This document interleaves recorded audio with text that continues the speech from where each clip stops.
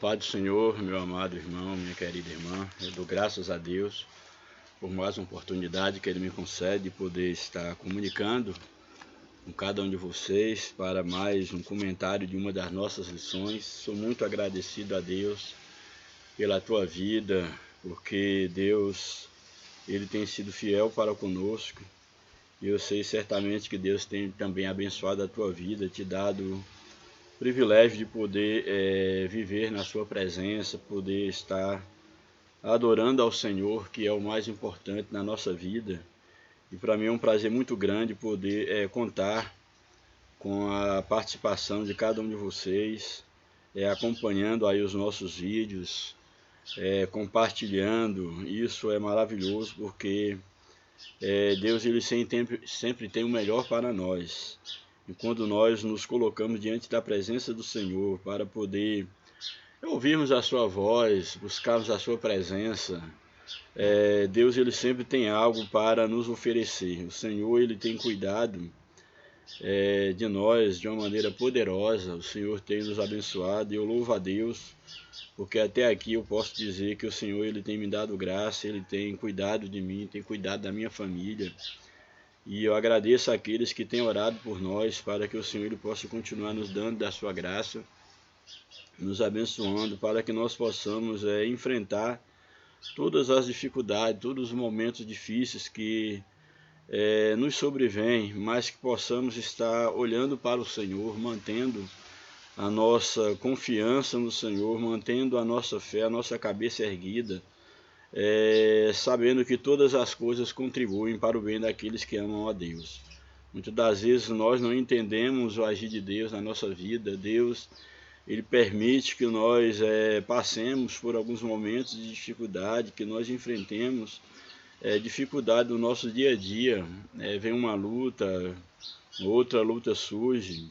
Às vezes até mesmo nós pensamos que já enfrentamos as maiores lutas da nossa vida, mas Deus ele nos faz entender que de fato cada luta pela qual Deus permite que nós venhamos a passar é uma escola, é um aprendizado para que nós possamos estar mais fortalecidos, que nós possamos amadurecer, adquirir mais experiências para enfrentar os embates da vida do dia a dia. E isso tem sido uma realidade na nossa vida. O Senhor de fato ele tem nos dado aí a oportunidade, o privilégio de poder estar vivenciando momentos de desafio da nossa fé, da nossa esperança, da nossa confiança em Deus. Mas eu confesso para todos vocês que o Senhor ele tem nos sustentado, Ele tem nos abençoado de maneira poderosa. Eu agradeço àqueles que têm nos acompanhado, que têm orado por nós, que continuem orando para que o Senhor continue nos dando da sua graça, para que o Senhor ele continue nos abençoando, nos sustentando nas suas potentes mãos, que nós precisamos muito do cuidado do Senhor. Então eu agradeço a Deus pela tua vida, em nome de Jesus. Neste momento eu quero estar apresentando a lição dessa semana, a lição de número 7, de 15 de agosto de 2021. Temos aí o título da lição, Ministério de Eliseu. Uma lição muito importante. Nós já vimos na lição passada, quando do momento da partida de Elias para os céus, e aquela lição, a lição de número 6, tratou sobre o profeta Elias e Eliseu, seu sucessor.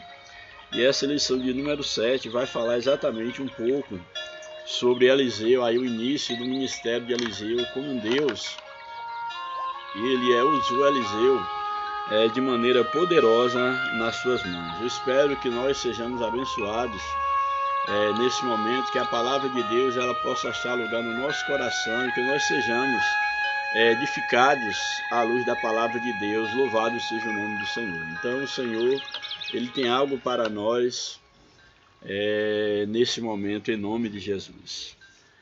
Portanto, o título da lição, o Ministério de Eliseu.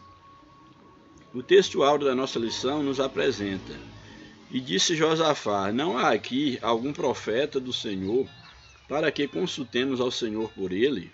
Então respondeu um dos servos do rei de Israel e disse: Aqui está Eliseu de Safate, que deitava água sobre as mãos de Elias. Não vou estar analisando esse texto no momento, porque ele vai aparecer aí dentro de um contexto maior na leitura bíblica em classe. E a verdade prática nos apresenta: Deus usou e ainda usa seus servos para realizar milagres. Basta ter fé e confiança no Senhor, que Ele opera maravilhas. Ou seja, o mesmo Deus do passado é o Deus do presente, que Ele continua usando, e Ele quer usar os seus servos. Basta cada um se colocar diante dEle com fé, buscando com fé, e se colocando para serem instrumentos nas mãos de Deus. Então, assim como Deus usou a Elias, a Eliseu e a outros profetas na Bíblia, Ele também quer usar cada um de nós segundo a sua vontade. Eu quero ir logo para a leitura, aí o comentário da leitura bíblica em classe, que nós temos aí o capítulo de número 3 de 2 Reis. O livro de 2 Reis vai estar contando aí a história de Eliseu. Tem o capítulo 3, temos o capítulo de número 4. Não todos os versos a lição apresenta do capítulo 3, e do capítulo 4 apresenta alguns versos. E esses dois capítulos aí, a lição contempla aí 3 grandes milagres aí sendo realizados por Eliseu. Então eu vou estar lendo aqui na Bíblia para ter uma contextualização maior. Aí o capítulo 3 da lição, aí que a lição apresenta 2 Reis, capítulo 3, do verso 5 até o verso 5, aí salta para o verso 9, e depois do verso 9 até o 11, depois do 14 ao 18. Então vai contemplando aí algumas passagens. Mas eu quero fazer uma leitura mais assim corrida, mais paulatina, de todos os versos aí que eu julgasse necessário no capítulo 3. Caso você tenha a Bíblia em suas mãos ou no celular, te convido a abrir sua Bíblia em 2 Reis, capítulo 3, para nós entendermos um pouco desse episódio aqui que envolve a vida aqui do profeta Eliseu. Lembrando que nós estamos aqui falando aqui de um contexto após o Senhor Deus ter chamado Elias para os céus, Elias ter sido arrebatado. E nós temos agora no capítulo 3, exatamente, nós vamos aí ver o início do ministério de Eliseu. Já começa o ministério, Deus já opera por meio do profeta Eliseu já um milagre, abrindo as águas ali do rio na sua volta. Quando ele toca, aí estando de posse com a capa de Elias, ele toca ali no Rio Jordão e as águas se abrem. E agora na sequência, no versículo número 3, nós já vemos aí mais especificamente, a partir daí, o ministério de Eliseu e milagres, aí podemos dizer já o segundo, terceiro e o quarto milagre sendo operado aí pela vida do profeta, por intermédio da instrumentalidade do profeta Eliseu. Portanto, aí no capítulo 3, verso 1, aqui conta uma história muito interessante. Fala aqui de uma expedição de um rei contra 3 reis, e aí em um dado momento vai mostrar a intervenção do profeta Eliseu dentro desse contexto, um contexto de seca, um contexto de dificuldade, e também um contexto onde o povo de Deus precisava de uma vitória contra, no caso, o seu inimigo. Aí o capítulo 3, verso 1 diz o seguinte: Jorão, filho de Acabe, começou a reinar sobre Israel em Samaria no 18º ano de Josafá, rei de Judá, e reinou 12 anos. Portanto, temos aqui o rei Jorão, que era um filho de Acabe, que estava reinando sobre Israel. Então, essa é algo bem interessante. Ele morava na capital, em Samaria, no 18º ano de Josafá, rei de Judá, e reinou 12 anos, no caso, aí Jorão reinou 12 anos sobre Israel em Samaria. E aí o verso 2 nos chama a atenção em relação a Jorão, traz uma informação que eu acho muito importante, quando nos diz o seguinte: fez o que era mal perante o Senhor. Então Jorão, filho de Acabe, ele fez o que era mal perante o Senhor. E quando a Bíblia diz em relação ao rei ter feito o que era mal perante o Senhor, tanto mal no sentido da forma como tratou, no caso, o povo e os seus vassalos, os povos subordinados a ele, como também e principalmente a forma como se comportou diante de Deus, fazendo aquilo que era errado aos olhos de Deus. Então essa é a ideia do rei ter andado mal ou fez o que era mal perante o Senhor. Só que o texto coloca aqui no verso 2 uma observação interessante que diz o seguinte, ó: fez o que era mal perante o Senhor, porém não como seu pai, nem como sua mãe. Ou seja, não foi tão mal quanto, no caso Acabe, quanto a sua mãe. E aí o texto vai dizer o seguinte: porém não como seu pai, nem como sua mãe. Por quê?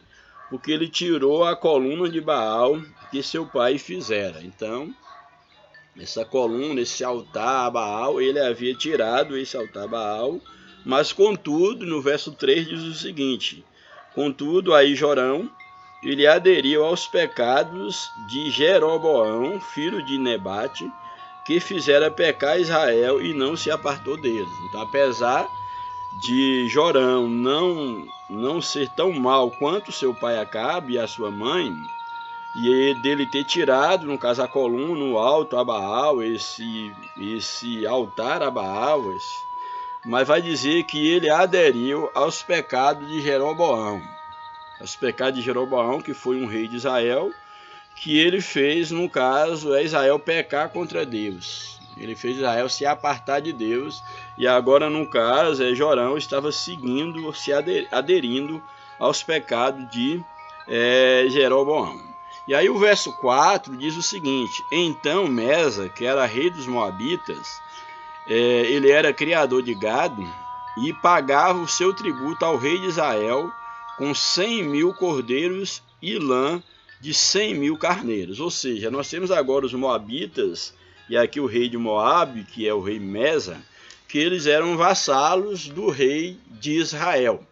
Portanto, eles pagavam tributo a Israel, e certamente um tributo muito pesado, que foi o motivo que levou, no caso aí, os Moabitas a se rebelarem contra Israel.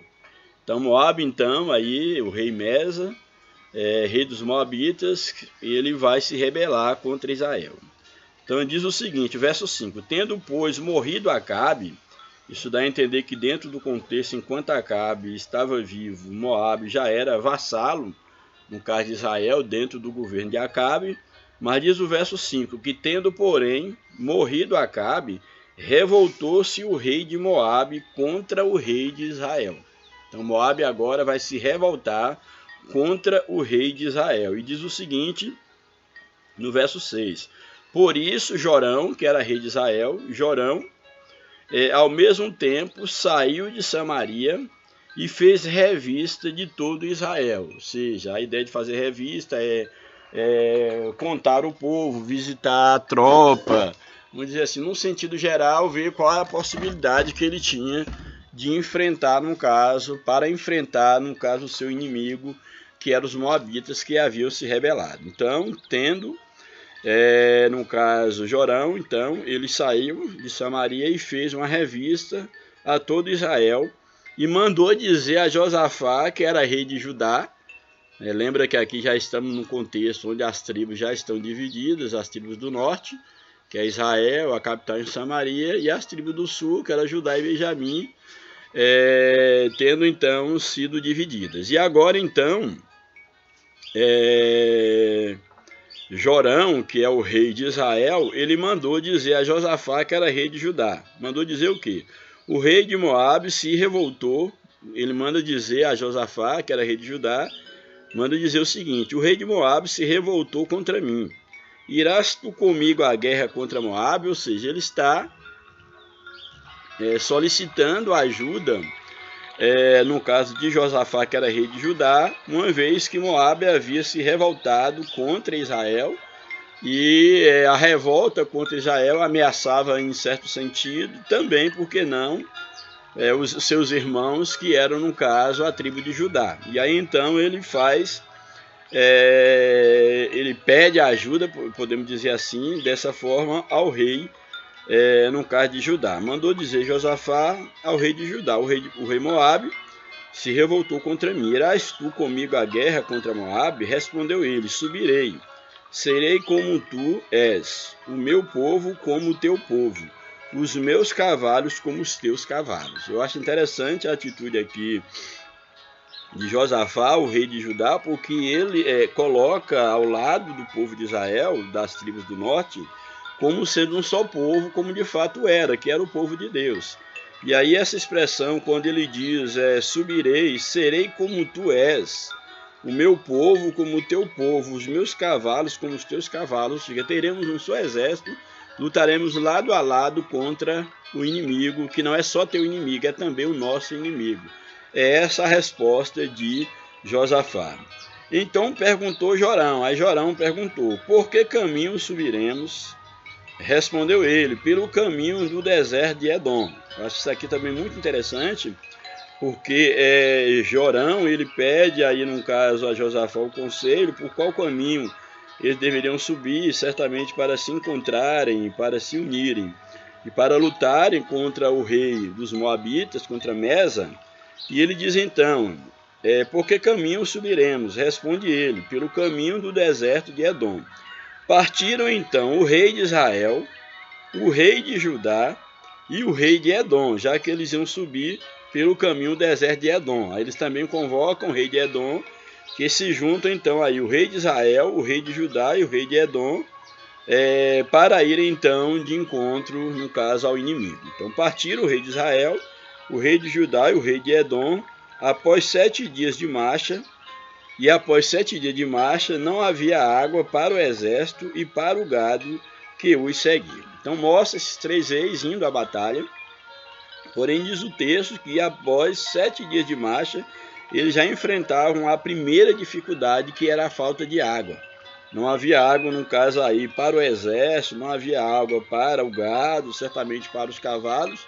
E agora eles basicamente estavam já sendo vencidos, podemos dizer assim, pela falta d'água, pela questão de não poder ter como sobreviver, é claro, diante de um cenário de seca e de falta d'água que assolava, no caso, toda a região.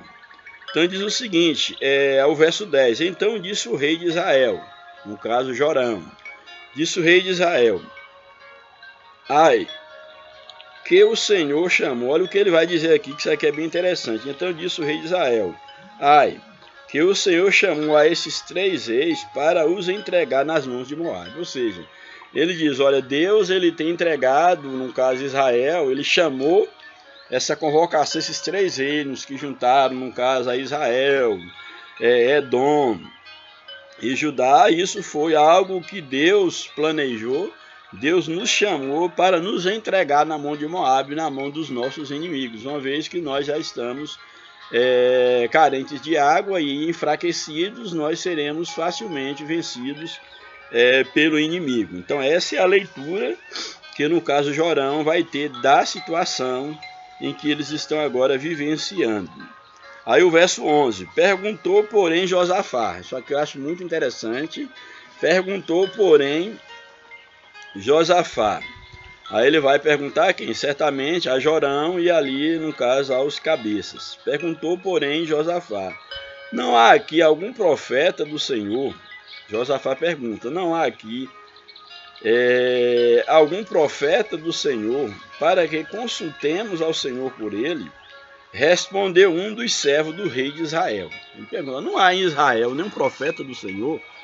Eu acho bem interessante a pergunta, no caso aqui, de Josafá a Jorão. Não há aqui nenhum profeta do Senhor em Israel, para que consultemos ao Senhor por ele? Respondeu um dos servos do rei de Israel: aqui está Eliseu, ou seja, Eliseu está aqui em Israel, Eliseu, filho de Safate, que deitava água sobre as mãos de Elias. Ou seja, nós temos sim um profeta de Deus aqui, que é exatamente Eliseu, que é o sucessor de Elias, o que nós vimos na lição da semana passada. Então, Josafá é informado. Aí o verso 12: disse Josafá: está com ele a palavra do Senhor. Certamente Josafá, ao ouvir falar o nome de Eliseu, ele já conhecia a história, certamente, de Elias, e a história de como Eliseu acompanhava Elias e que ele agora havia, no caso, sucedido, ocupado o lugar de pai dos profetas, que era o termo que era chamado, no caso, ao líder dos profetas, como Eliseu agora havia, no caso, assumido essa posição e de que, de fato, Deus estava com Eliseu. Então, Josafá vai dizer exatamente isso, que eu acho muito interessante. Disse Josafá: está com ele a palavra do Senhor. Então o rei de Israel, Josafá e o rei de Edom, os 3 reis que estavam reunidos, desceram a ter com ele. A ter com quem? A ter com o profeta Eliseu. Aí o verso 13, é interessante, o verso 13, a reação de Eliseu. Mas Eliseu disse ao rei de Israel, vai dizer a quem? A Jorão, que era um rei mau aos olhos do Senhor. Mas Eliseu disse ao rei de Israel: que tenho eu contigo? Uma vez que tu te afastaste do Senhor, que tenho eu contigo? Vai aos profetas de teu pai e aos profetas de tua mãe, de Jezabel, os profetas de Acabe, vai até eles buscar ajuda. Vai até eles. Porém o rei de Israel lhe disse: não. Aí Jorão vai responder: não, porque o Senhor é quem chamou esses 3 reis aqui, no caso ele mais os 2, porque o Senhor é quem chamou esses 3 reis para os entregar nas mãos de Moabe. Eu acho aqui bem interessante e emblemática a questão da posição de Eliseu, que Eliseu ele rejeita a presença de Jorão, ele rejeita, e se dependesse apenas de Jorão, do rei de Israel, Eliseu ele não atenderia ao rei. Tanto é que ele, em tom de ironia, em tom assim, vamos dizer assim, de uma certa zombaria, ele diz: olha, por que você não vai? Olha, eu não tenho nada contigo, não tenho nada a ver contigo, por que você não vai consultar aos profetas de teu pai e de tua mãe, ou seja, aos profetas de Baal e de Acera? Por que você não vai consultar eles? Porque eu não tenho nada contigo. Aí então, Jorão, ele vai responder: não, mas foi o Senhor quem chamou a mim e a Judá e a Edom, que nos chamou para entregar, no caso, para nos entregar nas mãos do nosso inimigo. Então isso aqui veio do Senhor, então por isso que estamos te consultando. Ao verso 14, Eliseu vai dizer: disse Eliseu: tão certo como vive o Senhor dos Exércitos, em cuja presença estou, se eu não respeitasse a presença de Josafá, que era o rei de Judá, era um rei que temia a Deus, um rei temente a Deus. Aí Eliseu vai dizer: olha, se eu não respeitasse a presença de Josafá, rei de Judá, eu não te daria atenção, nem te contemplaria. Eu não daria atenção a você e nem sequer eu viria ver o teu rosto, mas eu estou aqui por consideração a Josafá, que é o rei de Judá. Isso Eliseu deixou bem claro, isso mostra que a ousadia de Eliseu, a autoridade que ele havia recebido de Deus, assim como também Elias, em não passar a mão pela cabeça de quem quer que seja, para tratar com uma deferência, porque não é um rei, então eu tenho que medir as palavras. Não, ele simplesmente falou: olha, eu não tenho nenhuma consideração por você, porque você não tem consideração por Deus. Eu acho isso interessante, porque o que Eliseu ele tenta passar aqui é: quem não considera a Deus, quem não respeita a Deus, não merece também, no caso, nosso respeito no aspecto de conviver, de apoiar as suas obras. É nesse sentido. Não que devemos, no caso, não considerar as pessoas enquanto pessoas, mas o fato de Eliseu dizendo aqui: olha, eu nem sequer veria a tua face, era exatamente mostrando a reprovação, mesmo porque Eliseu, ao dizer isso, ele está ali em nome do próprio Deus. Então, uma vez que você abandonou a Deus, então vai atrás dos deuses que você está servindo, dos deuses dos teus pais, dos profetas, e que eles te acudam. Então, essa era a ideia de Eliseu ao falar de maneira tão dura, no caso a Jorão, e mesmo porque para mostrar a autoridade que ele tinha da parte de Deus dentro desse contexto aqui histórico. Aí nós vemos aí na sequência, aí na sequência do texto, que é algo que deva nos chamar a atenção depois dessa repreensão de Eliseu, no caso aí, contra o rei Jorão, o rei de Israel, ele diz o seguinte no verso 15: ora, pois, trazei-me um tangedor, ou seja, alguém que toca, aqui a ideia, trazei-me um tangedor. Quando o tangedor ele tocar lá o seu instrumento, poderia ser a sua harpa, por exemplo, a ideia de tanger está ligado muito ao contexto desse instrumento na Bíblia. Então diz o seguinte: quando o tangedor tocava a harpa, primeiro ele pede um músico, um tocador, ora, pois, trazei-me um tangedor. E aí o verso 15 diz o seguinte: quando o tangedor tocava a harpa, tocava o seu instrumento, veio o poder de Deus sobre Eliseu. Disse então Eliseu: assim diz o Senhor, fazei nesse vale covas e covas, ou seja, nesse vale seco onde vocês estão, fazei várias covas. Fazei várias covas, e aí ele prossegue no verso 17: porque assim diz o Senhor, não sentireis vento, nem vereis chuva, todavia este vale se encherá de tanta água que bebereis vós e o vosso gado e os vossos animais. Eu acho aqui bem interessante, porque a ideia de Eliseu, a palavra do Senhor por meio de Eliseu, mandando que aquele povo que ali estava, que eles fizessem várias covas, no caso ali no vale. Aí depois de ter chamado o tocador e que ele recebe a mensagem de Deus, a ideia de fazer várias covas no vale, isso aqui é muito significativo. Por quê? Porque olha o que o texto diz, olha, porque assim diz o Senhor, não sentireis vento. E aí no verso 16, primeiro, fazei neste vale covas e covas, ou seja, várias covas. E eram, claro, covas profundas. Porque assim diz o Senhor, não sentireis vento, nem vereis chuva, todavia este vale se encherá tanto de água, que beberei vós e o vosso gado e os vossos animais. Então Deus haveria de fazer com que aqueles vales, uma vez que não haveria vento, não haveria chuva, dessas covas certamente brotariam água, e essas águas transbordariam, que encheria todo o vale. E a ideia das covas, tanto da ideia de que essas águas brotariam dessas covas, que seriam poços, vamos dizer assim, mas que ao mesmo tempo, mesmo quando os vales secassem, haveriam essas covas, essas cisternas, no caso, esses poços cheios de águas. Essa seria uma leitura que eu acho bem plausível dentro desse texto aqui. Portanto, sem chuva, sem vento, o vale encherá de água, e vocês beberão, vocês que estão prestes a morrer de sede, vocês beberão a água, o vosso gado beberá e os vossos animais. Então isso seria o que? Milagre que iria acontecer, aí no caso, por ordem da palavra de Eliseu, sendo, portanto, já o segundo milagre após ele ter tocado o Jordão. Aí o verso de número 18 diz, isto ainda é pouco aos nossos olhos, diz o Senhor. Isto ainda é pouco aos olhos do Senhor. Quer dizer, esse milagre ainda é pouco. Deus ainda fará muito mais por vós. Isso ainda é pouco aos olhos do Senhor, de maneira que também entregará Moabe nas vossas mãos. Ou seja, Deus não apenas fará com que brote água da terra, mas também Deus entregará Moabe, o vosso inimigo, Deus entregará nas vossas mãos.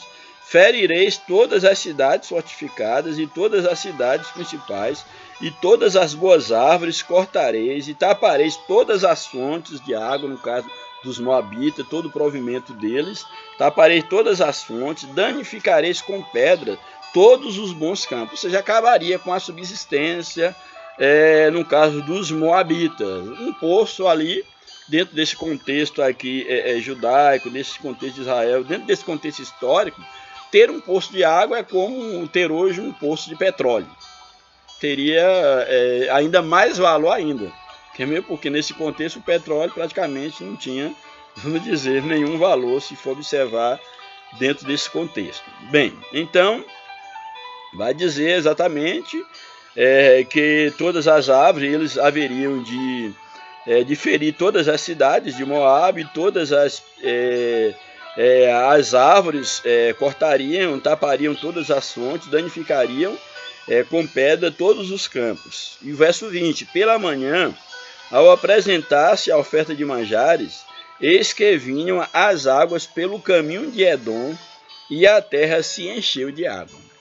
Então essas águas, sem chuva, sem vento, essas águas vinham pelo caminho de Edom, aí não se sabe, aí fiz a leitura da água ter brotado dessas covas que ele pediu que abrisse, mas pode ser que essa água simplesmente surgiu, começou ali na terra, mas a ideia das covas não é de se descartar que essas águas vieram dessas covas, mas o certo é que o texto coloca aqui bem claro que após, pela manhã, ao apresentar-se essa oferta de manjares a Deus, eis que vinha águas pelo caminho de Edom, e a terra se encheu de água, que era mais um milagre que Deus operava por meio de Eliseu. Ouvindo, pois, todos os moabitas que os reis tinham subido para pelejar contra ele, no caso os 3 reis de Edom, de Israel e de Judá, todos os que cingiam cinto, desde o mais novo até o mais velho, foram convocados e postados nas fronteiras para poder defender as fronteiras e lutar naquela batalha,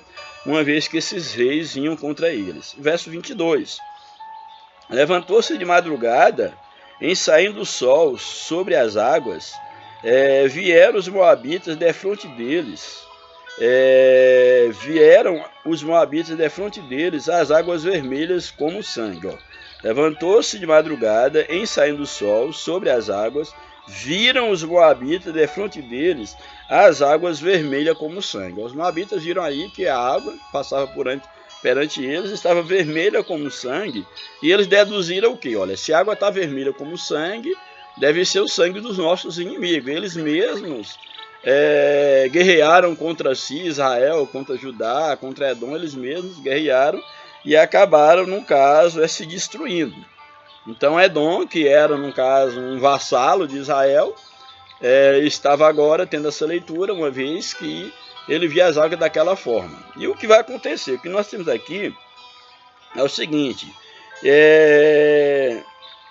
aí no verso 23, e disseram, isto é sangue, certamente os reis se destruíram e se mataram um ao outro. Agora, pois, apressa o Moabe, ou seja, depressa, Moabe, vamos avançar sobre Israel, porque esses reis já se mataram e vamos tomar os despojos. Seria essa a leitura, ou o que ele queria dizer. Verso 24, porém, chegando eles ao arraial de Israel, os israelitas se levantaram, estavam em emboscada, se levantaram e feriram os moabitas, os quais fugiram diante deles. Os moabitas fogem diante de Israel, entraram os israelitas na terra e também aí feriram os moabitas na sua terra de Moabe.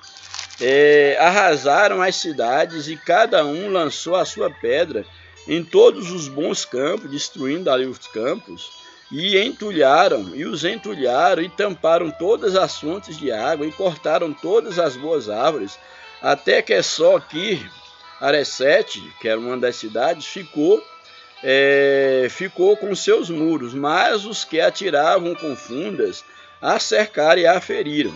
Vendo o rei de Moabe que a peleja prevalecia contra ele, tomou consigo 700 homens que arrancavam espada para romperem contra o rei de Edom, porém não puderam. Então tomou a seu filho, aí no caso o rei de Moabe, ele vai tomar seu filho primogênito, que havia de reinar em seu lugar, e o ofereceu em holocausto sobre o muro.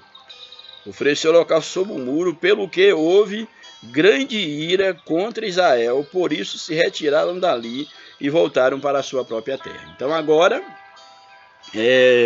o rei de Moabe, ele oferece o seu filho em sacrifício sobre o muro, e ali naquele momento isso causa uma grande revolta, uma grande ira contra Israel, exatamente porque aquela peleja, tudo aquilo ali, em certa medida ou totalmente, era causado por causa da forma como Israel tratava, no caso, seus vassalos, que era Moabe. Então naquele momento ali, tanto Judá quanto Edom, e Edom era vassalo de Judá, eles se retiram revoltados, aqui como diz o texto, pelo que houve grande ira contra Israel. Por isso se retiraram dali e voltaram para a sua própria terra. Bem, então esse é o primeiro episódio que a lição nos apresenta. O segundo está no capítulo 4. Capítulo 4, o primeiro verso do capítulo 4 aí de 2 Reis, que vai nos apresentar aí um pouco mais sobre o ministério de Eliseu e agora mais especificamente falando sobre o encontro que Eliseu teve com uma viúva. É um texto muito importante e eu gostaria que você prestasse bastante atenção a esse texto, porque ele é um texto muito significativo. Olha o que nos diz o texto, 2 Reis 4, primeiro verso a seguir. Diz assim o texto: certa mulher das mulheres dos discípulos dos profetas, vai ter versão que vai falar das mulheres dos filhos dos profetas. Então, a depender da versão, você vai encontrar aqui, por exemplo, na lição, aqui até o verso de número 7, eu vou ficar com esse texto aqui, ler o texto da lição, porque dá a entender assim melhor o contexto dentro dessa versão que a lição apresenta. Diz o seguinte, ó: e uma mulher das mulheres dos filhos dos profetas. É interessante aqui que quando fala das mulheres dos filhos dos profetas, não é que eram filhos dos profetas no sentido de serem filhos biológicos, não. Que geralmente dentro deste contexto, no caso, aquele que era o profeta amor, vamos dizer assim, que era o responsável pelos profetas, como foi o caso de Elias, e agora é o caso de Eliseu, eles eram considerados como um pai. Tanto é que quando Elias ele foi assunto aos céus, ele chama Elias de pai. Então aqui havia essa expressão de respeito, que os discípulos chamavam, no caso, ao seu mestre, ao profeta, com o qual eles estavam aprendendo. Ali ali tipo uma escola de profeta, como se fosse uma escola de teologia, onde homens tinham uma vida ali enclausurada, como uma espécie de internato, e eles eram ensinados a temer a Deus, a lutar contra, no caso, a idolatria, e ali à disposição para serem usados por Deus. E aquele profeta maior, aquele que era o chefe desses profetas, era considerado como um pai. Daí a expressão filhos, e uma mulher das mulheres dos filhos dos profetas. Era uma mulher de um desses discípulos dos profetas, que são chamados filhos, no caso, dos profetas. Portanto, aí, o verso 1, lendo agora, dando a continuidade. E uma mulher das mulheres dos filhos dos profetas clamou a Eliseu, dizendo: meu marido, teu servo, ou seja, teu filho, teu discípulo, ele morreu. Agora eles eram filhos de Eliseu, porque Eliseu havia tomado o lugar, ou substituído, melhor dizendo, a Elias. Então ela vai dizer: meu marido, teu servo, teu filho, morreu. E tu sabes que o teu servo temia ao Senhor, ele temia a Deus. Só que ele morreu e ele deixou dívidas. E aí o texto vai dizer, apesar de ressaltar que ele era um homem que temia ao Senhor, uma vez que ele era um dos filhos dos profetas, diz o seguinte: ele temia ao Senhor, mas ele morreu. E veio o credor a levar-me os meus 2 filhos para serem servos. Aí nós temos aqui uma situação um tanto quanto emblemática. Por quê? Porque dentro desse contexto, quando o marido, no caso, morria e ele deixava alguma dívida, quem tinha que arcar com essa dívida era exatamente a viúva, era a mulher, e ela tinha que, no caso, entregar os bens, entregar a casa, posses, e se não tivesse bens materiais, ela tinha que entregar o seu próprio filho, os seus próprios filhos serem vendidos como escravos, por causa da dívida que o seu marido havia tomado. Então, a condição da mulher dentro dessa situação aqui, e ainda numa sociedade patriarcal, a condição da mulher enquanto viúva era a pior possível. Por quê? Porque nesse contexto aqui, a situação das viúvas nesse contexto do Antigo Testamento era exatamente um contexto de pobreza e vulnerabilidade. Geralmente a viúva ela era pobre e ela estava vulnerável. Por quê? Porque ela dependia inteiramente do seu esposo. Então era uma sociedade patriarcal. A condição de viúva a colocava em um risco, no caso a mulher ficava num risco social muito grande, deixando ela numa vulnerabilidade econômica, vulnerabilidade, no caso, é social, desprotegida. A mulher realmente ela perdia o chão, vamos dizer assim, a condição de viúva dentro desse contexto.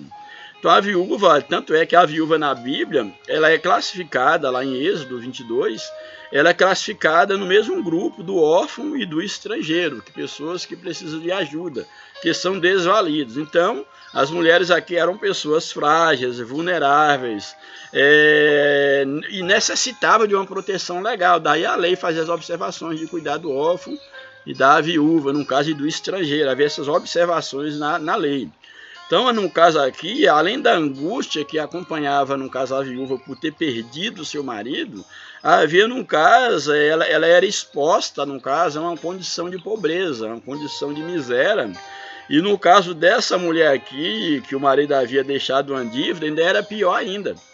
Ela era obrigada a desfazer de algum bem, caso ela tivesse, senão os seus filhos, até ela mesma, seriam entregues ou vendidos como escravo para poder saldarem aquela dívida.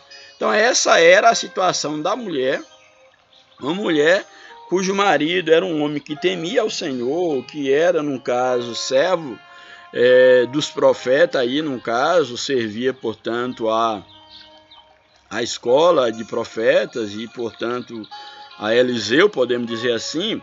E agora essa mulher ela vem exatamente se queixar a Eliseu.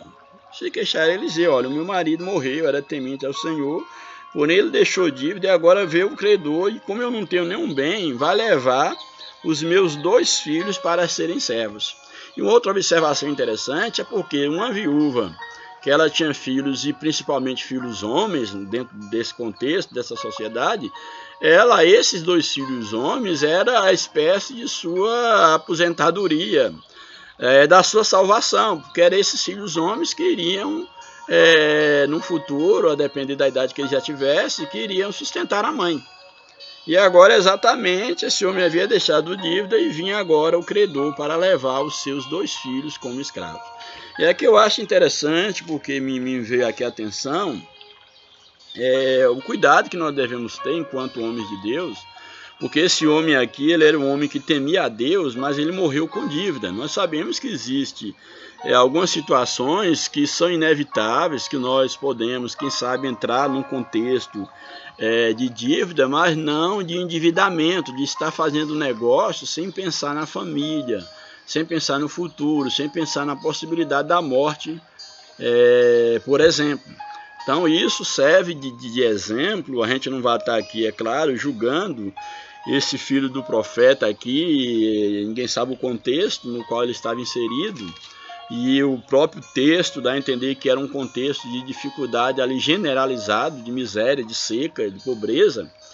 E o certo é que esse homem deixou dívidas. E aí eu aconselho a você que é líder, que é pastor, que tenha muito cuidado, porque muitas das vezes o líder, para poder querer prestar serviço à igreja, prestar serviço à convenção, querer mostrar para a sua própria igreja que ele sabe administrar, e ele tem que saber administrar, é claro, e que ele cuida da igreja, e que a igreja está em primeiro lugar, que a obra está em primeiro lugar, ele acaba sacrificando a sua família. Na ordem divina é Deus em primeiro lugar, em segundo lugar vem a sua família, vem a sua vida, a vida da sua família. No caso, o cuidado com o lar e aí o trabalho, caso você precisa trabalhar, e no segundo plano a obra.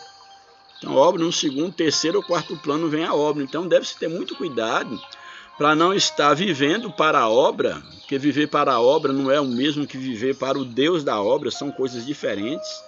Tem pessoas que estão vivendo para a obra, mas não estão necessariamente vivendo para o Deus da obra. Por quê? Que estão sacrificando a sua vida, a sua saúde, a sua família, as suas responsabilidades enquanto esposa, enquanto um chefe de família, enquanto um trabalhador ou enquanto um patrão. Então é necessário que se tenha muito cuidado quanto às prioridades para nós não deixarmos, apesar de termos feito uma obra para Deus, e deixar a nossa família desamparada, deixar a nossa família de fato em situação de problema, sendo envergonhada, sendo humilhada, inclusive pelo ímpio. Então esse profeta não vem ao caso aqui o porquê dessa situação, mas o que a Bíblia nos apresenta é que essa mulher agora viúva, ela tinha que assumir a dívida do seu esposo, que era um homem que temia ao Senhor, mas deixou dívidas e ela agora estava numa situação complicada, que tinha que entregar os seus filhos para serem escravos. E ela não tinha a quem recorrer, a não ser ao profeta de Deus, que era exatamente agora o responsável, vamos dizer, o pai dos profetas, né? Seria o pai desses discípulos, desses profetas, que era Eliseu, o substituto de Elias. Aí o verso 2 diz o seguinte: uma vez que ela queixou Eliseu, e Eliseu lhe disse: que hei de te fazer? O que eu posso fazer por você? Declara a mim o que é que tens em casa. Declara a mim o que você tem, para que a partir daquilo que você tem, eu veja se eu possa fazer alguma coisa por você. E ela disse: olha, tua serva não tem nada em casa. Eu acho interessante porque essa viúva, para o conceito dela e para o conceito humano, ela de fato não tinha nada. Ela diz: olha, a tua serva não tem nada. Ou seja, ela tinha alguma coisa? Tinha, mas o pouco que ela tinha era tão pouco diante da dificuldade, diante do que ela tinha que enfrentar, agora sem o seu esposo, a questão da própria alimentação e da uma dívida enorme que ela não tinha como pagar, tanto é que seus filhos agora seriam vendidos como escravos. Ela diz: olha, tua serva não tem nada. Mas depois ela pensando, quem sabe porque aqui o texto é um diálogo assim, não se pode colocar os pormenores dentro da conversa, mas quem sabe Eliseu falou: vê aí, será que você não tem nada mesmo? Aí ela vai dizer: olha, na verdade, eu tenho uma botija com um pouco de azeite, mas isso é nada diante da situação. É isso que o texto nos apresenta. Ela disse: a tua serva não tem nada em casa, senão uma botija de azeite. Mas o que eu acho interessante é um texto que muito se prega em torno desse texto, mas o pouco que essa mulher tinha era o bastante para Deus operar um milagre na vida daquela mulher. E aí eu trago para a nossa uma aplicação que muitas das vezes você aparentemente, você pode pensar que não tem mais nada, que tudo lhe foi tirado, e muitas vezes alguém diz: ó irmão, eu perdi tudo, só me resta a fé. Não, se te resta a fé, você tem tudo o que você precisa e que Deus precisa para operar o milagre na sua vida. Porque a Bíblia diz que sem fé é impossível agradar a Deus. E olha que, tomando aqui enquanto simbologia, o azeite ele tem um símbolo na Bíblia da presença do Senhor. Então, às vezes, você pode estar enfrentando uma dificuldade, quem sabe na vida financeira, na vida familiar, na saúde, e você acha que perdeu tudo. Mas se você ainda tem fé, se você ainda crer que Deus é o teu Deus, que é um Deus que opera milagre, você tem o bastante. Então essa mulher, ela tinha o bastante. Não tenho nada senão uma botija com um pouquinho de azeite. Aí o verso 3, então disse ele quem? Eliseu, a mulher: vai, pede para ti vasos emprestados a todos os teus vizinhos, vasos vazios e não poucos. Aqui existem várias lições dentro desse texto. A primeira lição que nós podemos ver nesse verso 3 é a lição da fé, da confiança.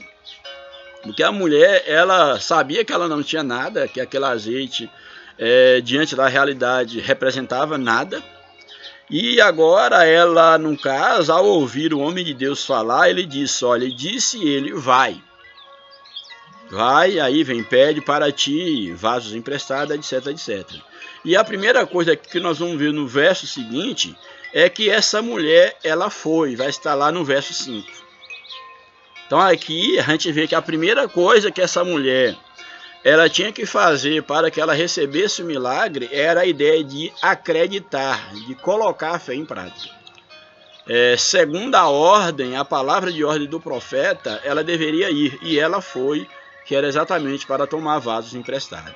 Então, o primeiro passo que nós temos que dar para, de fato, Deus ele venha a operar na nossa vida, para que nós venhamos a permitir que Deus ele seja Deus na nossa vida, é exatamente a fé. Então, Eliseu diz: olha, vai. E aí eu acho interessante, porque diz o seguinte: vai, pede para ti vasos emprestados. Os vasos, ela pediria vasos emprestados, mesmo porque ela era uma mulher viúva, ela não tinha vasos em casa, ou pelo menos não tinha vaso suficiente. Então pede vasos emprestados, uma outra observação, mostrando que ela não tinha esses vasos, mostrando mais, acentuando, no caso, a sua pobreza. Pede vasos a todos os teus vizinhos. Ela tinha vizinhos. Essa mulher, ela tinha uma vida social, ela vivia numa comunidade, porque aqui fala de vizinhos. Ela tinha que ir e tomar vasos emprestados dos vizinhos, e isso envolvia relacionamentos. Essa mulher, se ela não se relacionasse bem com os seus vizinhos, ela não tinha como pedir vasos emprestados aos vizinhos. Então isso aqui eu acho tão interessante, por quê? Porque Deus, Ele é um Deus que Ele opera milagre, e às vezes Deus opera milagre com aquilo que nós temos. Essa mulher, ela tinha o quê? Ela tinha um pouco de azeite, mas ela tinha vizinhos, e esses vizinhos não eram seus inimigos. Porque do contrário, se ela fosse uma mulher encrenqueira, que não se desse bem com seus vizinhos, ela poderia até tentar, mas ela certamente não, os vizinhos não emprestariam vasos para ela. Talvez um ou outro, talvez. Então eu quero te levar ao entendimento que o milagre dessa mulher aqui, dentro desse contexto aqui, dependeria dela acreditar na palavra do profeta, dependeria dela ter relacionamento com seus vizinhos, ter vizinhos e ter relacionamento, um bom relacionamento com eles. E além desse relacionamento, diz o texto que ela deveria tomar vasos dos vizinhos, vasos que fossem vazios e não poucos. Então, além do relacionamento, de conhecer esses vizinhos tinham que ter uma certa consideração por ela, em emprestar vasos o máximo possível que eles tivessem em casa. Ela teria que ir atrás de vários vizinhos e tomar vários vasos emprestados, que o tamanho do milagre que seria operado na vida dessa mulher dependeria do tamanho da sua fé em crer na palavra do profeta, dependeria do tamanho e da qualidade do seu relacionamento com seus vizinhos, para também o milagre acontecer de acordo com a quantidade, o tamanho, a quantidade de vasos que ela conseguisse. E isso eu acho muito interessante, por quê?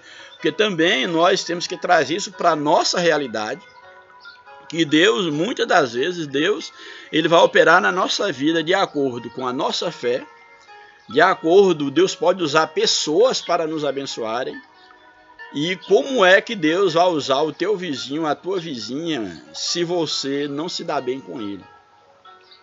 Se você afasta todas as pessoas de você, inclusive por causa do evangelho, entre aspas, por causa da religião, você briga com todo mundo, não se dá bem com ninguém. E se o milagre que Deus quer operar na tua vida depende do teu relacionamento com as pessoas que te cercam, com o teu vizinho, com os teus parentes? Tem pessoas que não têm não merecem a confiança nem dos próprios parentes. Isso é muito sério. Às vezes são pessoas que estão no púlpito, que estão pregando, que estão evangelizando, mas que são pessoas insuportáveis, de uma companhia indesejável, que não tem amigos na rua, não tem amigos na família, e que se depender dos outros, o milagre nunca acontecerá na sua vida. Eu acho muito interessante, Deus me faz enxergar dentro desse texto, que essa mulher aqui, ela precisava de um milagre, mas ela tinha os elementos bastantes para que esse milagre fosse uma realidade. Ela tinha um pouco de azeite, ela tinha vizinhos, mas tinha um bom relacionamento com vizinhos e um relacionamento de confiança, que tudo isso foi condição para que o milagre fosse operado na sua vida. Quantas das vezes nós estamos pedindo a Deus que age na nossa vida, mas nós não cremos que Deus é capaz de fazer. Se cremos, muitas das vezes nós afastamos as pessoas que podem ser canais de bênção para Deus operar o milagre na nossa vida. Nós afastamos as pessoas à nossa volta, os nossos vizinhos, nossos amigos, nossos colegas de trabalho, nossos colegas de escola, de faculdade, nossos familiares, e queremos que Deus opere o milagre. E geralmente Deus nos abençoa Geralmente Deus nos abençoa através de outras pessoas, usando alguém para dar um emprego, para dar um alimento, para dar uma ajuda, para dar um conselho. Geralmente é assim. Maravilhas, atuações sobrenaturais Deus faz, sim. Mas na maioria das vezes, no nosso dia a dia, o milagre que nós precisamos, Deus vai realizar através do outro. E daí a minha necessidade de me relacionar bem com o outro. E não é por acaso que a Bíblia diz que se eu amo a Deus, mas eu aborreço ao meu irmão, ao meu próximo, esse meu amor, essa minha fé, essa minha crença em Deus é mentirosa. Porque se eu aborreço o irmão, eu não amo o irmão que eu estou vendo, como eu vou amar a Deus que eu não vejo? Então percebe a necessidade que nós temos de viver a vida cristã, nos relacionando bem. A Bíblia diz que no que depender de nós, nós temos que ter paz até com os nossos inimigos. Pega essa palavra, toma posse desses ensinamentos na tua vida, em nome de Jesus. Quem sabe o milagre que você precisa depende exatamente daquela pessoa da qual você se afastou, daquelas pessoas que você tem virado as costas, que você tem rejeitado. E pode ser que sejam essas pessoas que hoje no presente ou no futuro você precisará para que Deus as use para fazer um milagre na tua vida. Pense nisto em nome de Jesus. Dando continuidade ao texto, que é muito rico, então aí o profeta diz que ela deve, no caso, ir aos vizinhos tomar vaso emprestado, não são poucos. Verso 4, ele diz o seguinte: depois de que você fizer tudo isso, você vai entrar, fechar a porta sobre ti e sobre teus filhos. Ou seja, o que eu vou operar vai ser só entre mim e vocês, entre você, seus filhos e eu. O milagre que Deus vai operar vai ser só entre você, seus filhos e Deus. Seus vizinhos não vão saber o que vai acontecer. Ninguém vai saber, entre você e Deus. Isso aqui para mim tem uma lição muito importante. Olha, entra, fecha a porta sobre ti e teus filhos e deita azeite em todos aqueles vasos que você tomar emprestado e vai pondo à parte aqueles que estiverem cheios. A primeira lição que eu tenho aqui no verso 4 é o seguinte: é que Deus, o trabalhar de Deus, ele é individual. No caso aqui, a mulher e os seus filhos precisavam de um milagre da parte de Deus. Deus usou quem ele precisava usar, os vizinhos, um pouco de azeite que ela tinha, mas a experiência com Deus, ela é individual. Toda experiência é individual. E você tem que ter a sua experiência com Deus. E aí me chama a atenção aqui, porque é algo assim, aqui o exemplo do profeta Eliseu, e eu vejo no ministério de Jesus, que Jesus ele não busca publicidade ao realizar um milagre. Pelo contrário, ele sempre faz recomendações de que aqueles que recebiam a cura, o milagre, que não saíssem contando. Por quê? Porque a quem ou para quem serve a publicidade. Não estou dizendo que nós não devemos contar as maravilhas que Deus faz na nossa vida, anunciar ao mundo aquilo que Deus faz. Não estou dizendo isso, é cada coisa dentro do seu contexto. Mas a ideia aqui da publicidade é porque eu vejo aqui que ao Eliseu mandar que a viúva ela entre, feche a porta entre ela e os dois filhos, o próprio profeta nem lá vai estar. E ela tem que crer na palavra do profeta e ela vai se isolar entre Deus, ela e os seus filhos. E depois sim, todos ficaram sabendo do milagre, é claro. Era uma viúva que não tinha nada e de repente vira uma empresária, não dentro desse contexto da teologia da prosperidade como muitos queiram, mas de repente ela está agora vendendo um produto que ela não tinha. Tinha só uma amostra, vamos dizer assim, ela não tinha, agora ela está vendendo. Então a experiência do milagre, só ela que pôde experimentar, experienciar, sendo redundante.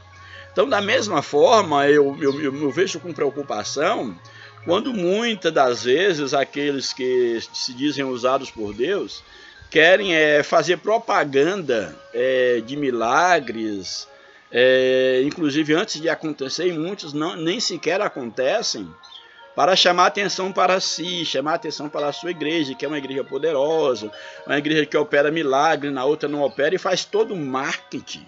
E às vezes por trás disso estavam os interesses da vaidade humana, a vaidade social, a vaidade do grupo e interesse financeiro, que é o que bem mais tem. Então aqui a gente vê que o milagre foi feito às escondidas, como o próprio Jesus nos ensina, quando orarmos ao Pai, se possível, em secreto, busque seu pai em secreto, e Deus que vem em secreto, ele te recompensará em secreto. Então essa mulher, ela vai então, ela recebe essa ordem de poder entrar em secreto, fechar a porta entre si e os filhos, e a ordem era que ela trouxesse os vasos que ela tomaria emprestado e que elas começassem a enchê-los com o azeite que ela tinha naquela botija. E diz então o verso 6 o seguinte, ó, e sucedeu o quê? Ó, isso aqui é interessante, o verso 5 melhor dizendo, e aí ela deveria colocar à parte os vasos que estivessem cheios, à medida que fosse enchendo. E ela creu que aquele pouco de azeite que ela tinha ia encher, e ela tomou, e dá a entender o contexto que ela tomou, foi muito vasos. O que ela podia tomar de emprestado, ela tomou. Aí o verso 5 diz o seguinte, partiu, pois, dele, em casa ela, a mulher, afastou do profeta Eliseu, e depois, é claro, de ter tomado os vasos, partiu dele e foi tomar os vasos do vizinho, os vasos emprestados, o máximo que ela pôde conseguir. Partiu dele e fechou a porta sobre si e sobre seus filhos, e eles lhe traziam os vasos, os filhos traziam os vasos, e ela os enchia. Então aí a mulher e os filhos estavam agora tendo uma experiência profunda com Deus. Quem sabe você e seus filhos não precisam de uma experiência com Deus. Como é bom a família ter uma experiência aí com Deus, uma experiência aí, um momento em que pode perceber a atuação de Deus entre pais e filhos, e todos podem ver Deus agindo no lar. Olha que coisa maravilhosa. Então diz o verso 5, então, que os filhos traziam os vasos e ela ia enchendo com aquele azeite que tinha na botija. E sucedeu que cheio que foram os vasos, todos os vasos foram cheios, disse a seu filho, a um dos seus filhos, traze-me ainda um vaso. Desculpa.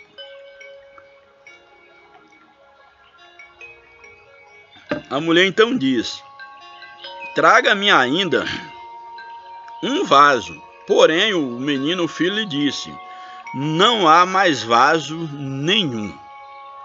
Então o azeite parou. Mas olha aqui, que profundidade. Essa mulher certamente ela conseguiu muitos vasos, e o milagre foi exatamente proporcional à quantidade de vasos que ela tinha.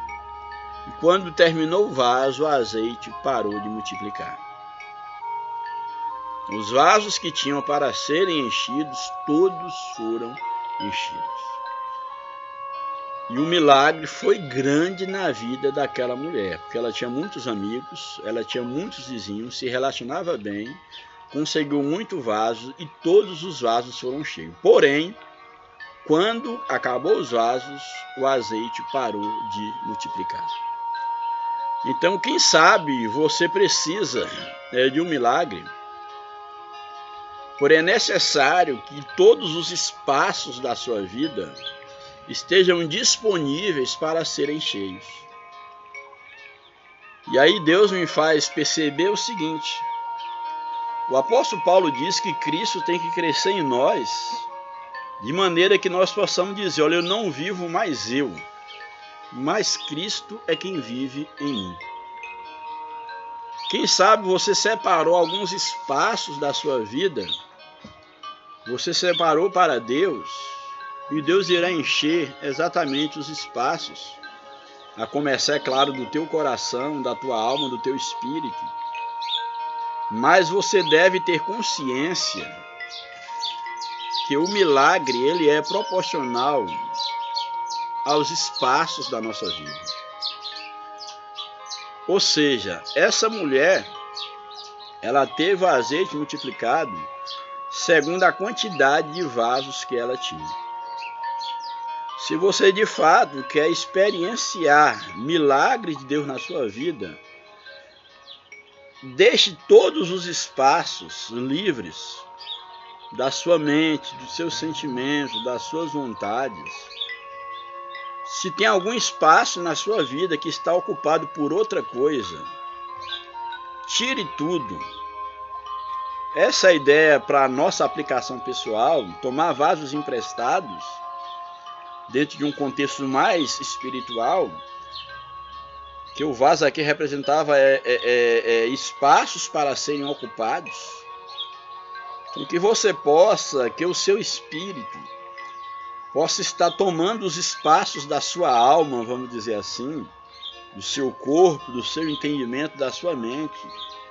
Que seu espírito possa, que o Espírito Santo, que começa a trabalhar a partir do nosso espírito, ele possa estar tomando espaços, conquistando espaços para serem cheios de Deus.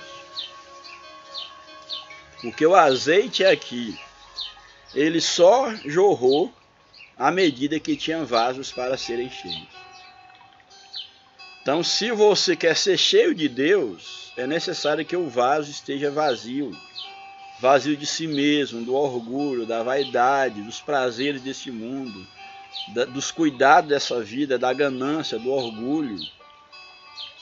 Porque onde está o teu tesouro, aí estará o teu coração.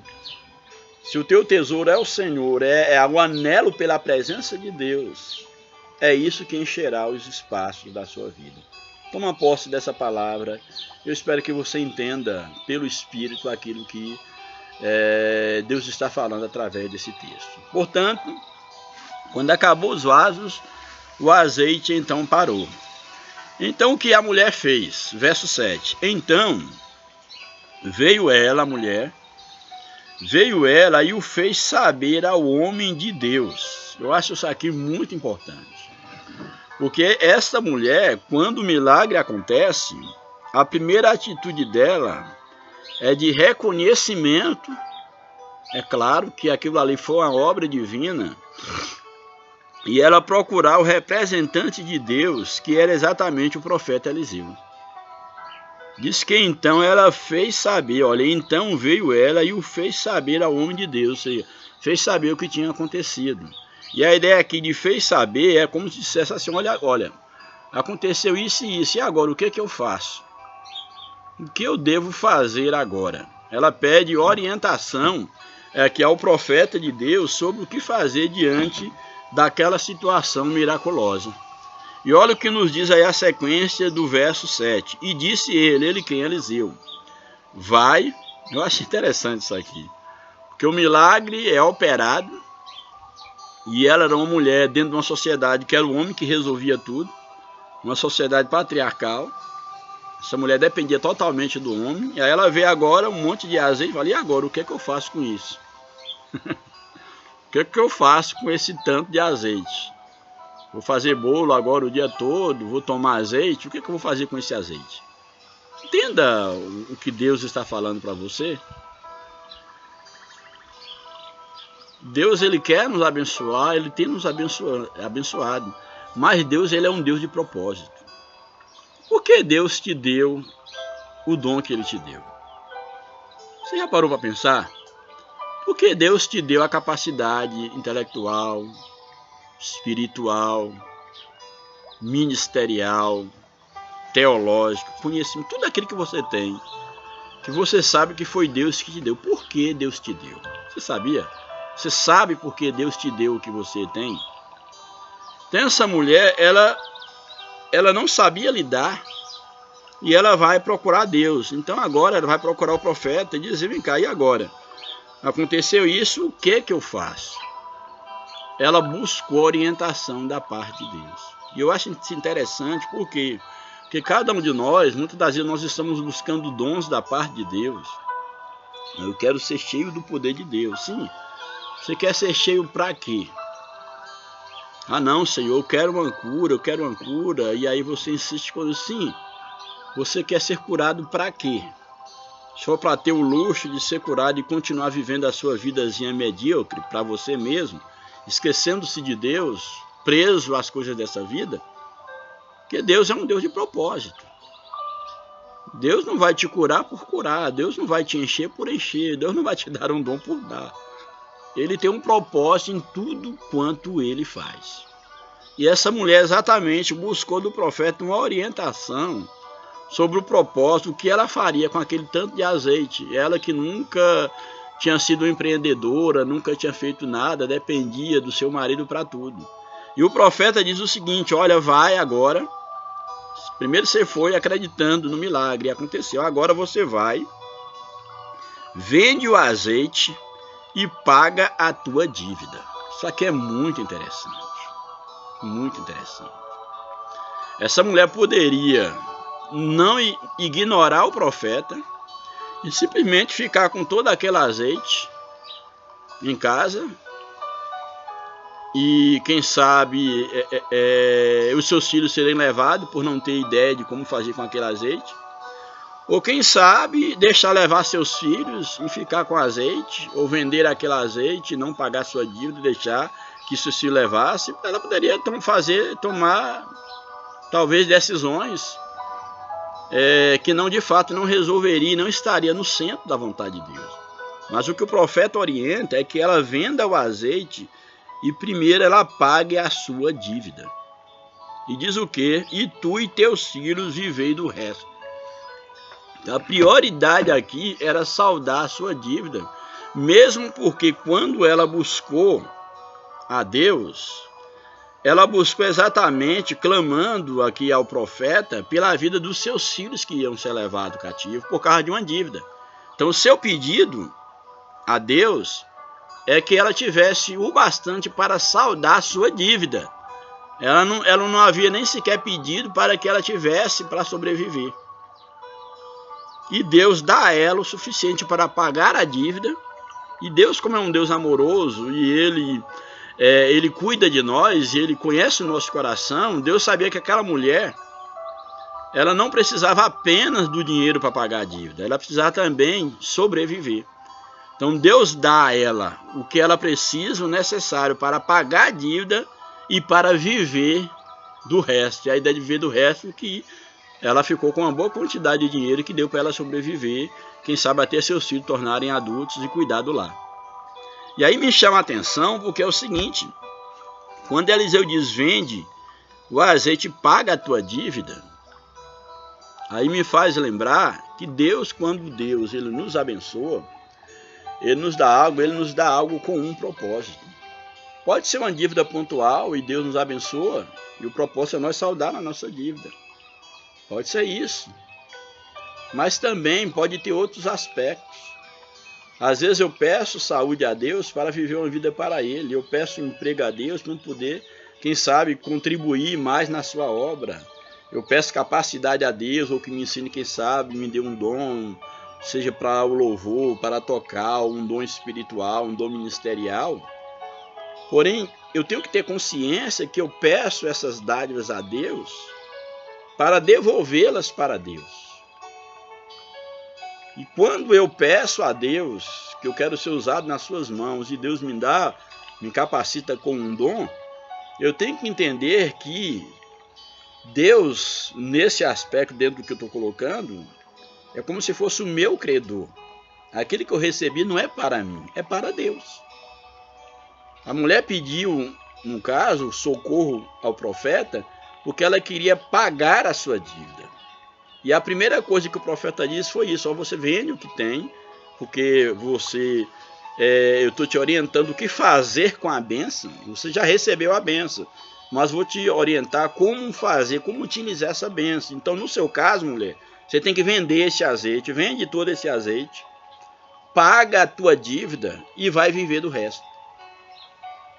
É necessário que nós também tenhamos e busquemos de Deus a sabedoria para que nós possamos estar pagando a nossa dívida no sentido espiritual, ou seja, Deus me capacitou com um dom para ser usado na sua própria obra. A Bíblia diz quanto aos dons ministeriais que Deus deu profetas à igreja, Deus deu mestres à igreja, Deus deu apóstolos à igreja. Quem sabe Deus, por exemplo, tem te capacitado enquanto apóstolo, enquanto um dom ministerial, enquanto profeta, mestre ou doutor, e você não quer e não tem pagado a tua dívida, no sentido de devolver para Deus ou de destinar a Deus aquilo para o qual você foi capacitado. Espero que você esteja entendendo o que eu estou falando. Às vezes eu sei que eu tenho uma capacitação espiritual, mas simplesmente falo, eu não quero mais. Eu não quero ficar aí, ó, descompromissado, não quero ter compromisso com ninguém, com igreja, nem com o mundo. Quando eu falo igreja, não é só instituição, não. Eu quero agora viver a minha vida, viver para mim. Mas quem sabe Deus te deu o que deu para que, em primeiro lugar, você pague a tua dívida, ou seja, você viva uma vida para o outro, para a sua família em primeiro lugar, é claro, mas quem sabe para você viver a sua vida para a família, que era o caso dessa viúva, primeiro ela tinha que pagar a dívida para com o seu credor. E muitas das vezes nós não temos feito isso. Não temos devolvido para Deus aquilo que nós o devemos, pois Ele nos chamou para essa obra, e muitas das vezes sequer temos vivido para nós e para a nossa família. Então, olha as prioridades. É Deus em primeiro lugar, é a tua família em primeiro lugar, depois de Deus a tua família, etc, etc. Mas também, quem sabe, você tem uma dívida nesse aspecto espiritual. Estou colocando uma metáfora aqui, é claro, entendeu? Em termos simbólicos, já que nós não podemos pagar a Deus nada, mas eu creio que você tem o Espírito de Deus para entender o que eu estou tentando transmitir. É que Deus, ele faz tudo com um propósito. Então, se Deus ele te capacitou com um dom, não é para você exibir. Não é para você ficar com a semente no celeiro a ponto que ela venha apodrecer. O que Deus te concedeu, ele concedeu com um propósito. Para você ser útil na obra de Deus, ser útil ao teu próximo, ao teu vizinho, ao teu amigo, ao teu inimigo, ser útil à sociedade. E também, é claro, ser útil à tua família. Então a mulher vai fazer exatamente como o profeta lhe ordenou. Vai, vende tudo que tens, paga a tua dívida e tu e teus filhos viverão do resto. E voltando Eliseu a Gilgal, aí pronto, aí encerra esse contexto no verso 7. A mulher então tem aqui, não vai entrar em pormenores, mas a mulher agora recebe a solução dos seus problemas. E agora tem o último texto dentro da leitura bíblica em classe. Aí nós vimos agora então outro milagre sendo operado por meio de Eliseu, que é a multiplicação do azeite. E agora tem um outro milagre, que aí o comentarista vai aí apresentar o verso de número 38 do capítulo de número 4, aí de 2 Reis, 38 a 41.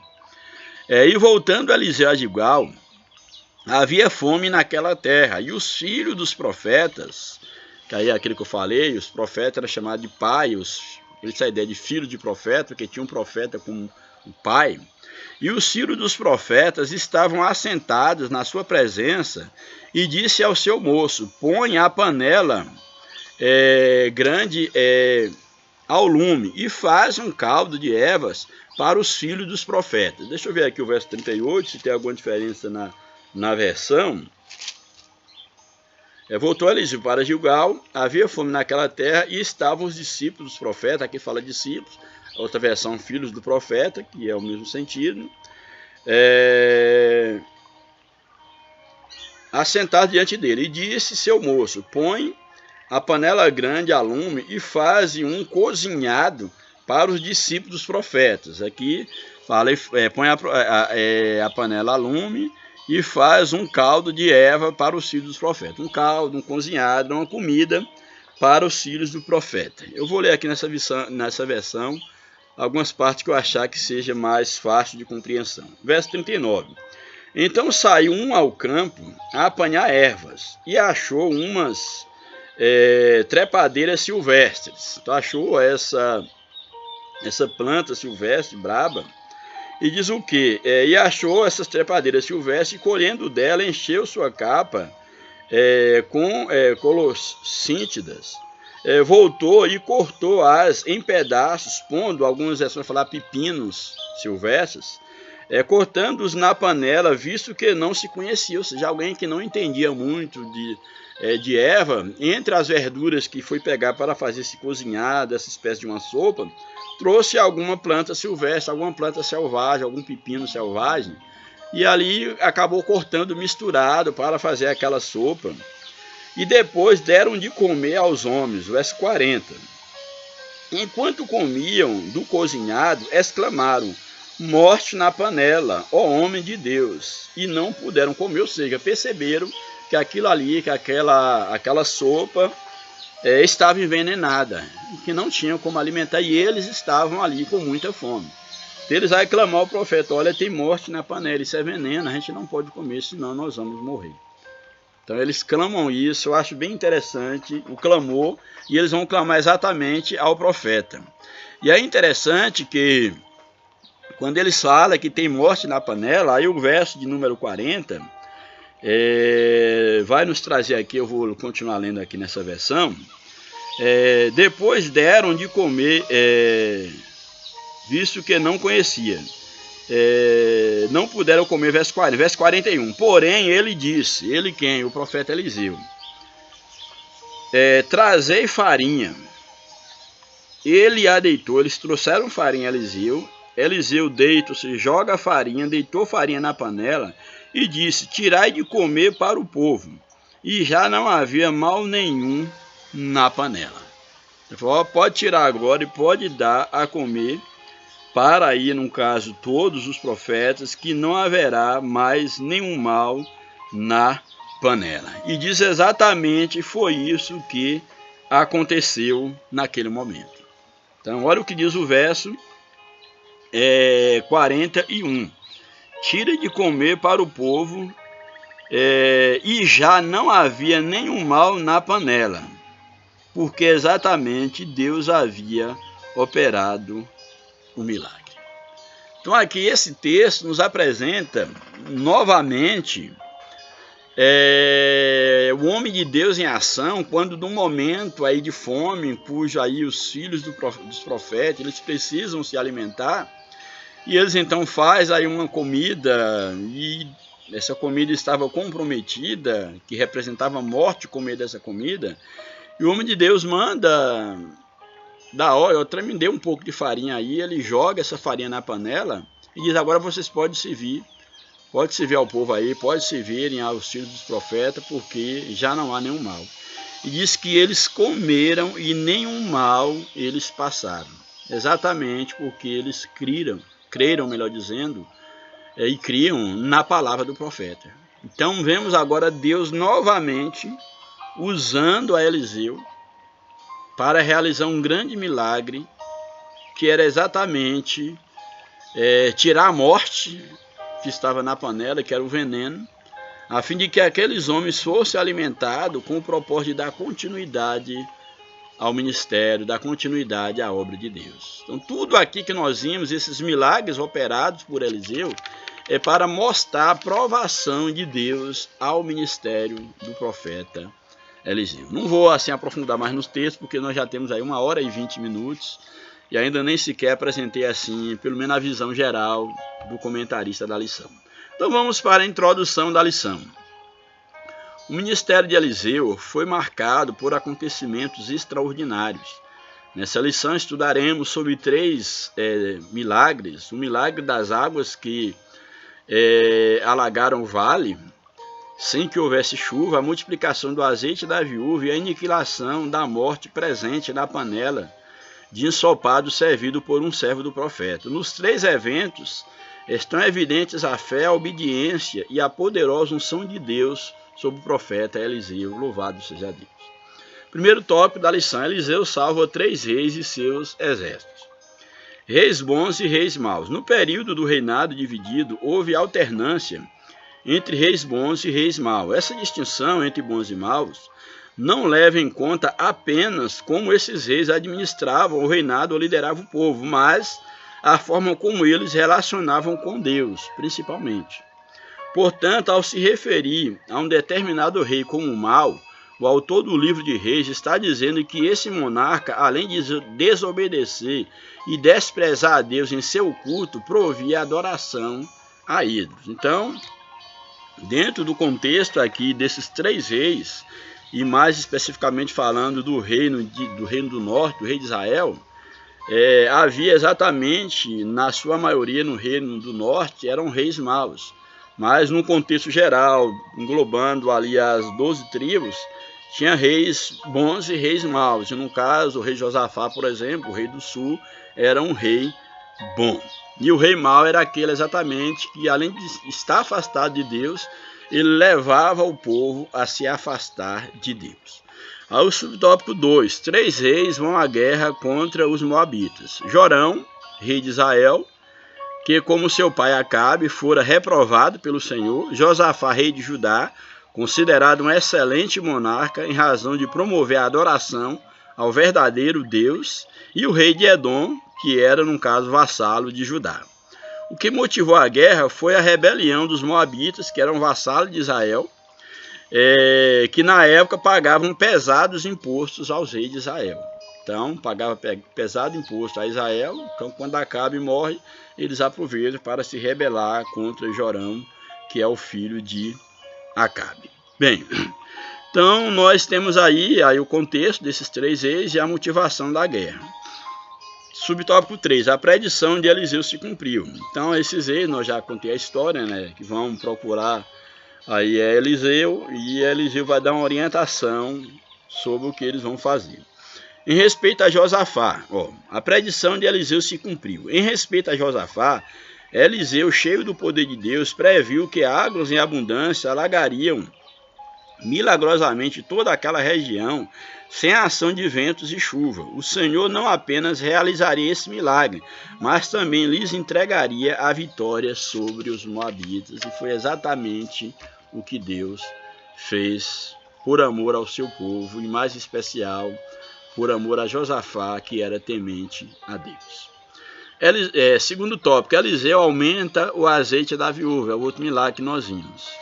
Subtópico 1, a situação das viúvas em Israel. A vida das viúvas nos tempos bíblicos era bem difícil, pois as mulheres daquela época dependiam dos seus maridos para prover-lhes o sustento. É o caso da viúva de um dos discípulos dos profetas de Israel.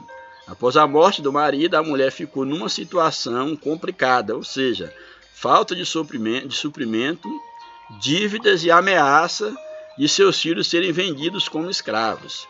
Deus ouviu o clamor daquela viúva e cumpriu e supriu as suas necessidades. Então nós vimos aqui que Deus, ele cuidou daquela mulher, e nós aprendemos no texto bíblico que nós lemos o cuidado de Deus por aquela mulher e as observações que Deus deu para aquela mulher quanto a pagar as suas dívidas, e também as observações que nós fizemos quanto à necessidade do homem de Deus, ele cuidar da sua casa em primeiro lugar, da sua família, da sua vida pessoal, moral, ética, para depois estar cuidando da casa de Deus. Deus sim em primeiro lugar, agora a família, a sua vida pessoal, as suas responsabilidades jamais ficarem em último plano.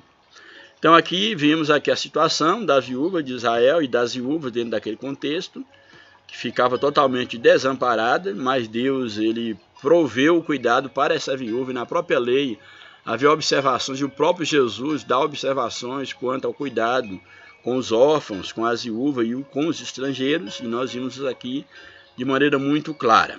Aí o subtópico 2, uma única botija de azeite foi suficiente para Deus operar o milagre, também nós já vimos. Após ouvir da mulher que não tinha nada além de uma vasilha de azeite, o profeta disse a ela que tomasse vasilhas emprestadas com vizinhos, e que ao entrar em casa com os filhos fechasse a porta. A ordem era derramar em cada vasilha disponível um pouco de azeite que possui e pô-las à parte à medida que ficassem cheias. E foi justamente o que ela fez. Quando acabaram as vasilhas, o azeite também cessou. Ela vendeu o azeite, pagou a dívida e ainda pôde manter o sustento da sua família com o que sobrou. Porque esse é um Deus que cuida dos seus, daqueles que dependem dele. Louvado seja Deus. E terceiro subtópico, fé, obediência e família unida. Neste episódio da multiplicação do azeite, percebe-se que a fé que aquela mulher teve e os seus filhos, e a obediência em fazer o que o profeta mandou, são os ingredientes necessários para que as bênçãos divinas sejam abundantes na vida de quem crê. Quem crê, a Bíblia diz que é necessário que aquele que se aproxime de Deus crê que ele é galardoador daqueles que o temem. Essa mulher creu, essa mulher teve obediência e o milagre foi certo. Às vezes o milagre que buscamos não acontece a partir de coisas extraordinárias. Basta trabalharmos com o que Deus já nos deu e exercer a fé em sua palavra. Ao pedir à mulher para fechar a porta, o profeta indicou que o milagre deveria acontecer na intimidade da família.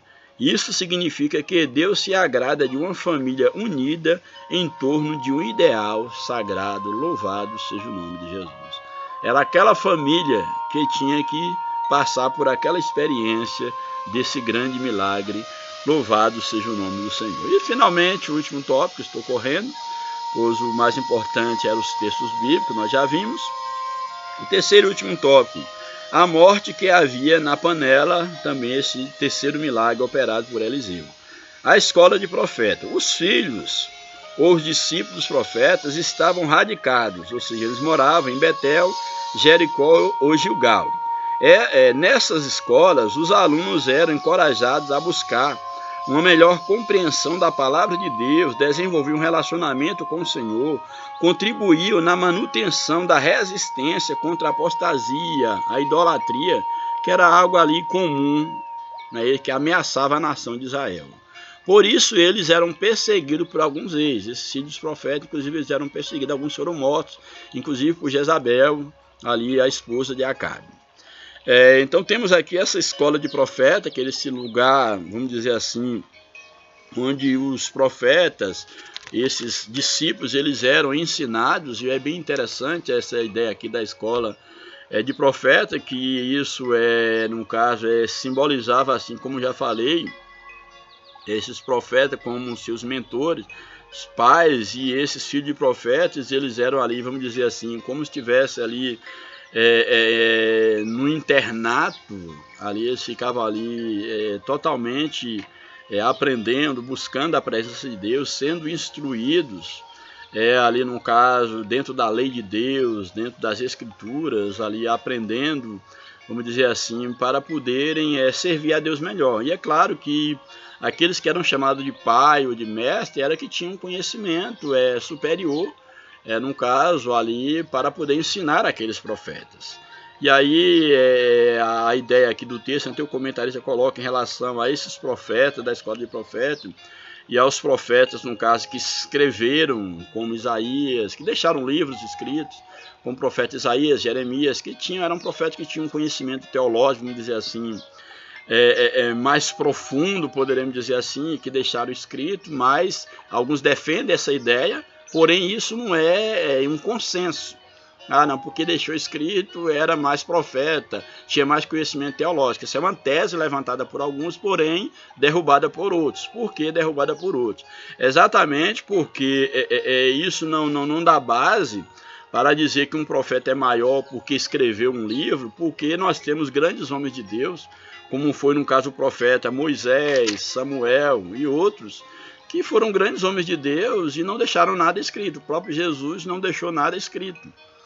Então, não há lá um livro do profeta Moisés, livro do profeta Samuel, livro que escrito pelo profeta Samuel, livros, ou Samuel sendo considerado como um profeta e não como um sacerdote, e várias funções que ele exerceu. Existe lá o livro de 1º e 2º Samuel, mas dentro de outro contexto. Mas no contexto dos livros dos profetas, nós vimos lá os profetas maiores, os profetas menores, isso não nos dá, vamos dizer assim, a permissão de dizer, por exemplo, nesse contexto mais específico, que aqueles profetas menores são menores do que os outros, porque os outros eram mais poderosos, não tem nada a ver. Ali é menores e maiores, por uma questão didática, por uma questão de escrito, de quantidade de escrito, mas isso, essa preposição de dizer que esses profetas, como Eliseu, Elias, dentro desse contexto, que não escreveram um livro necessariamente, isso não nos dá base para dizer que eles eram profetas, vamos dizer assim, que tinham menos base teológica, que tinham menos conhecimentos teológicos, e esses outros que eram os grandes vultos da teologia. Não necessariamente. Apesar de, por exemplo, não entrar Moisés enquanto profeta, o livro do profeta Moisés, não entrar lá, no caso, algum livro escrito por Jesus, escrito por Elias, escrito por Eliseu, mas isso não os faz menos profeta do que, vamos dizer assim, os profetas canônicos. Então essa é uma discussão que há entre aí ramos da teologia, mas que se deve ter muito cuidado em querer estar classificando esses homens de Deus. Todos eles foram usados por Deus e, na verdade, o poder não era deles, o poder era de Deus. Então, nós temos aqui uma escola de profeta, onde essas pessoas eram instruídas e eram colocadas à disposição de Deus para poder, no caso, defender ali a palavra de Deus, para poder lutar contra o pecado, contra a heresia, contra a idolatria, como sempre Deus quer ter homens e mulheres para contar nos dias de hoje. Portanto, essa era a razão de ser da escola de profeta dentro desse período. E essas escolas tinham um líder maior. E no caso aqui desse contexto, nós temos Eliseu como sendo esse pai, esse profeta, vamos dizer, morto. A morte na panela é o milagre que nós vimos aqui. Foi na escola de profeta de Gilgal que Eliseu ordenou ao seu servo que fizesse um ensopado para alimentar os discípulos. Provavelmente pela falta de conhecimento sobre plantas e diante da escassez de alimentos, o rapaz pegou, junto com os legumes, uma espécie de pepino silvestre, venenoso, e colocou ali junto com a comida. A comida foi servida aos homens, mas logo que eles provaram, gritaram: ó, isso é venenoso, a gente não pode comer, senão vamos morrer. A morte na panela, que é a expressão que a Bíblia nos apresenta. Então Eliseu, ele pede um pouco de farinha e colocou a farinha naquele caldeirão, mandou que misturasse, ali ou ele mesmo misturou e declarou que não havia mais nenhum perigo. E todos então puderam presenciar e participar do milagre. O milagre aconteceu e eles comeram e nenhum mal lhes havia acontecido. Então aqui é um outro milagre que nós já lemos rapidamente, mas que dá para nós entendermos muito bem o que Deus está fazendo e pode fazer por meio dos seus servos. E a conclusão, para a gente fechar, a gente não tornar tão extenso o nosso vídeo, estou preocupado com o horário, já temos mais de 1h30, a conclusão nos apresenta: nos 3 milagres apresentados na lição, percebe-se que aconteceram mediante alguma iniciativa ou trabalho humano. Teve a iniciativa lá de abrir covas e crer, no caso, na palavra do profeta Eliseu, e a água veio naquele contexto. A viúva também teve a atitude de tomar as vasilhas emprestadas, de crer que o azeite ia multiplicar, e agora também a mesma coisa, de trazer um punhado de farinha e crer que o milagre seria realizado. Então, nesses 3 casos aí, como está dizendo, nos 3 milagres apresentados na lição, percebe-se que aconteceram mediante alguma iniciativa ou trabalho humano. Isso significa que os milagres operados por Deus na vida dos seus servos aconteceram em cooperação com algum tipo de trabalho ou atitude humana. É claro que em cada caso é um caso. Nesses casos aqui, houve uma participação humana. E sempre quando Deus vai operar um milagre na vida de alguém, sempre tem a iniciativa de alguém, seja alguém que busca por outro, mas a fé, ela sempre tem que estar em ação, porque sem fé é impossível agradar a Deus, e isso é bíblico. Então Deus tem compromisso com pessoas de fé, mas que também sejam operantes e diligentes. Então aquilo que você tem que fazer, faça a sua parte para que Deus possa estar agindo na sua vida com aquilo que compete a Deus. Então que Deus nos abençoe, que o Senhor continue falando ao nosso coração, que nós possamos aprender que Deus é um Deus de milagre e que o ministério do profeta Eliseu foi um ministério que foi coroado com milagre, com a aprovação divina, com o poder de Deus manifestado na vida dos seus servos.